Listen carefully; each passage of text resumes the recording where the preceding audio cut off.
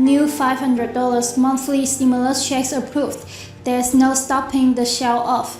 Now this is not going to end well, but the new checks are approved. That's at least one good thing. The Dow Jones up by 1,100 points, its worst loss since 2020. In today's stimulus check update and stimulus package update, the videos as well as the daily news report, we discuss the unstoppable stock market and potential housing market crash that we're about to face. And we also have new stimulus checks that are going to send out $500 per month for the next 2 years. Let's go ahead and get started. The market is plunging and things are getting bad out there. Let's start off with the Dow Jones Industrial Average. Are you gonna see in this stuff 1,100 point loss for the Dow Jones in just one day? This is biggest loss since 2020, and if we check the market at the moment, it's all red. The sell-off is becoming more intense. It looks like there's no stopping, and at the moment, this is also the fifth down decline of more than 800 points in 2022 alone. The S&P 500 also had its worst drop since 2020, trading 4% lower at 3,923. Nasdaq fell by 4.73% to end of the day at 11,418. This is the largest losses May fit. Back-to-back quarterly reports from Target and Walmart triggered heavy selling as investors feared that rising inflation take a chunk out of the corporation profits and consumer demand. It's only a matter of time until inflation caught up to both of them. I mean, just how far did Walmart fall?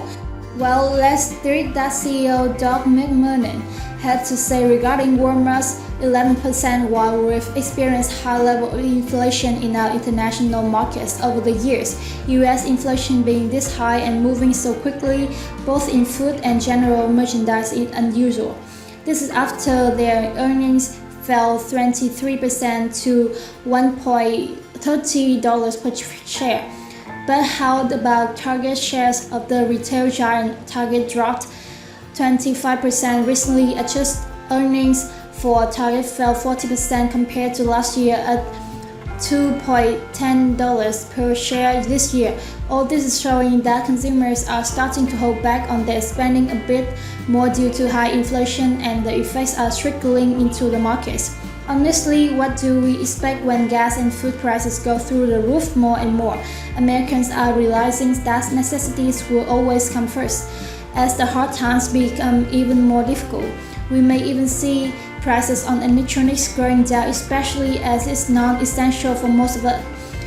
Even travel and leisure may push out more promos, as only those who are at the higher income brackets may still be able to afford those items, or at least choose to. Now, if you guys want to see exactly how desperate some companies are becoming, look more to further than Netflix. The video subscription company recorded its worst numbers this year by losing 200,000 subscribers in 3 months. And what are they doing is to try and attract those customers again, or maybe attract new customers. They may introduce a cheaper package by the end of the year. But anyway, as so imagine that it would essentially be how a free YouTube account would work, but you just have to pay besides the Netflix news that were already confirmed. Most of this is speculation if it's based on how the market is moving and how we see Americans spending their money. Although an iPhone may be easier to find, but you get the point. Consumers will be much more logical and practical with their purchases. I'm eager to hear your comments. Moving on, the stimulus news, guaranteed basic income programs around the nations have helped thousands upon thousands of Americans across the nation. As federal stimulus checks have stopped, more states are trying to keep up by using funds either from their budget surplus, state revenue, or American Rescue Plan funds. Now, the program that we're covering today is funded partially by the latter.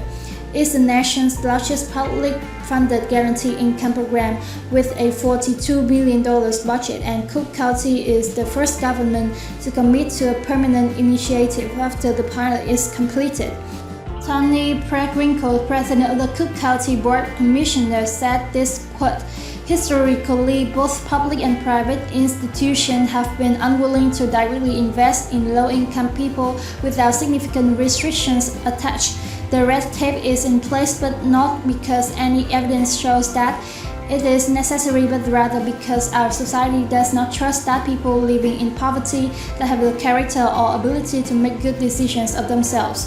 Cook County is reframing the way we think about government assistance, and is proud to be the leader in the American Guaranteed Income government. End quote. Applications for the program start in fall. Eligible applicants must be income eligible adults living in Cook County that are at or below 250% the federal poverty guideline. So now if you're picked, you're not to participate in any other guaranteed income program for the next 2 years. Chicago and urban residents can apply for a majority of those selected coming from the suburbs. Recipients will be picked by a lottery system, and you guys can visit the website to get even more information. Next, the growth in median home prices has outpaced median income by a lot since the year 2000. Prices have spiked by 159% over the 20-year period. Has your wage increased by 159% since the year 2000? If it did, good for you, but chances are it didn't. It's also worth noting that the difference in the last 2 years has been rather drastic, right? I mean, just look at 2020 to 2022. The median home price increased by 14.5% per year, or the increase in median home or median income in the same time frame. It's only been 4%. Good luck catching up with that rate. And so now the supply and demand imbalance is staggering. There are countless people who don't want to miss out on the housing market, but the market is changing right before our every eyes. Demand will go down as more and more people will be priced out of the market.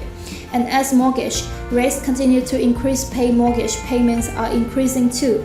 The supply has now gradually gone up since March, and if it continues to go up while demand continues to go down, that's going to trigger price declines.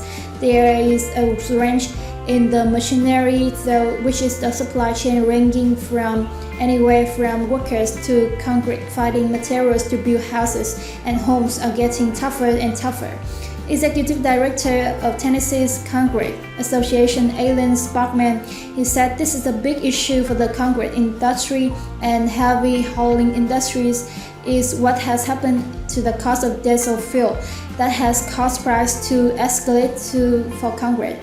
This has also led to some home builders going out of business. Just recently in Columbia County, Pennsylvania, the State General's Office is looking to the abrupt closure of Vision Home Builders.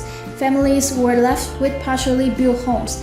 Carol discussed the importance of this particular property and how they were looking forward to a house that could be accessible for Bob. The couple gave Vision's Home Builders $53,000 as a deposit in cash last April 13th. It's now May, and according to Carol, all we got for money was a copy of the contract and some drawings. A week and a half later, he let everybody off, and April 30, they closed the door and quit. Jeff McCurry, owner of Vision Home Builders, blamed the pandemic for the company's closure. Quote, he said it's been a struggle from a struggling materials and financial situation for everybody. I'm sure I can't speak to his exact situation, but it has been challenging that I will grant him prepared now. Stimulus checks and tax refunds cannot come soon enough. Diesel and gas prices are soaring. With bans on food export, droughts, and global inflation, empty shelves have been replaced by higher and higher food prices. Every time when a grocery store shows the price of milk, meat, eggs, and cooking oils, they are all hitting record highs. It seems like the middle class just can't catch a break.